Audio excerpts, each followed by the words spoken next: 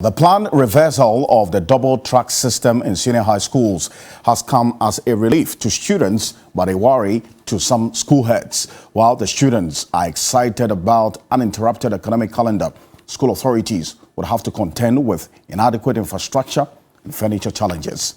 Here's a report by Ibrahim Abubakar. The introduction of the double-track system in senior high schools was to increase intake of students and at the same time reduce congestion. Schools were using same infrastructure to enroll more students because classes were done in batches. But barely 4 years after the implementation, government has hinted of plans to abolish it. First-year students reporting to senior high schools for the 2022-2023 academic year are all coming at the same time. Form 2 green and yellow tracks have been merged, same as those in the final year. But how has the double-track system impacted on students? When we were going through the double-track system, there were problems and troubles we were facing. And when we break from school, that is when we vacate and go home, most of us don't have the money to go back for classes. And we will not know when to come to school and how to go about it. Some of the topics, we don't get to finish them, the syllables. So it hurts us in many ways.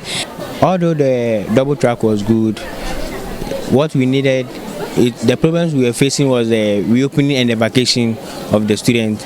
But the single track, it has helped for all students to come at a go.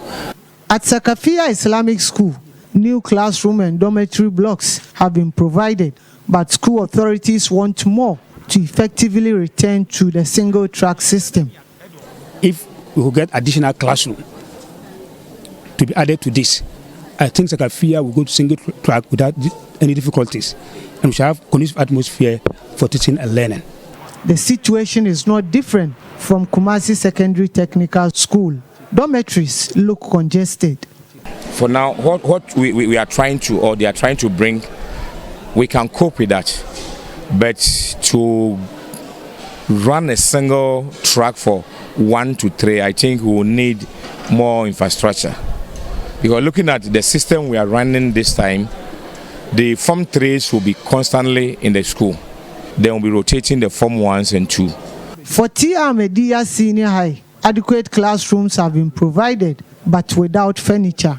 Students have to improvise with plastic chairs in their various classrooms. The fear is that most of the first years will have to sit on these plastic chairs and learn, or even stand in an event the chairs are insufficient. Though school authorities did not speak to us on camera, they are worried the situation may affect academic activities.